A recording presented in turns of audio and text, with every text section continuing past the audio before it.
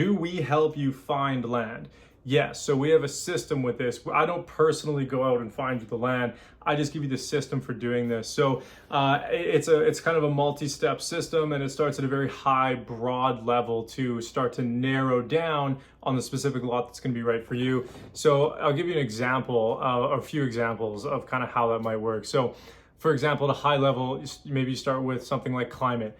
So climate, there's usually two factors. One is going to be, your personal preference. If you really don't like the cold, then don't buy land in Canada. And then other would be climate factors as far as what you can grow. So some people want to grow very specific things. Well, if you want to grow avocados, again, don't buy land in Canada. So whatever, you decide on that, and that helps you decide on a place in the world and also a region within a country, for example.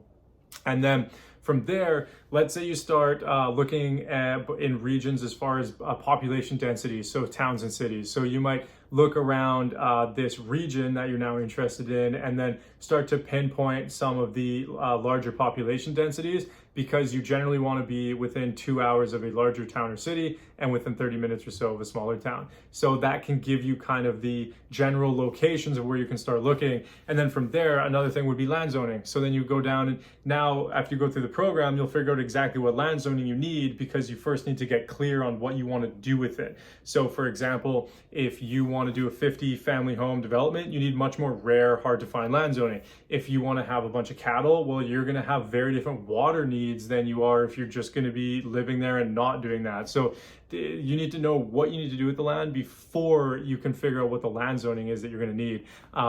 So with that, then there's a government mapping system that you can go on, and we show you how to use that and how to basically check off the different types of zoning that you are applicable for, that you are looking for, and it just highlights them on a map. And then from there, you're able to know, okay, this is the general area that I'm looking to buy land in. And that's how we help you home down. Those are just a few examples. There's many more layers to that.